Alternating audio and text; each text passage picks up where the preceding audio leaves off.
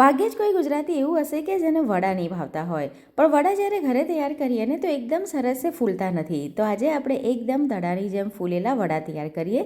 એના માટે દહીં અને ગોળને આપણે પલાળીને મિક્સ કરીને રહેવા દઈશું. મળ માટેનું તેલ ગરમ કરવાનું છે. એની અંદર આપણે હિંગ, અજમો અને તલ ઉમેરવાના છે. હળદર ઉમેરી થોડી વાર સાતળી આદુ મરચાં લસણની પેસ્ટ ઉમેરવાની છે અને મેથીની ભાજી ઉમેરીને સાંતળી લઈને આપણે એક આ રીતનો મસાલો તૈયાર કરી લેવાનો છે.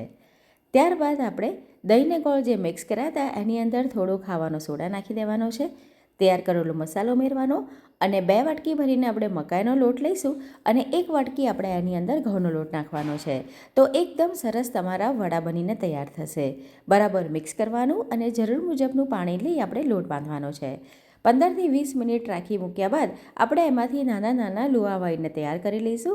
ભીના કપડા પર આ રીતે ગોઠવી દેવાના અને એની ઉપર આપણે બીજું કપડું ઢાંકી વાટકીથી દબાવી દેવાનું. તો એકદમ ઝડપથી ઢગલાબંધ તમારા વડા તૈયાર થશે.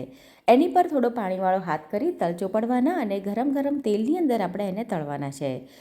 તમારે જો ડિટેલ રેસીપી જોવી હોય તો મારી ચેનલ કિચન ક્રાફ્ટમાં તમને જોવા મળી જશે. તો તૈયાર છે આપણા દડાની જેમ ફૂલેલા મકાઈના લોટના વડા.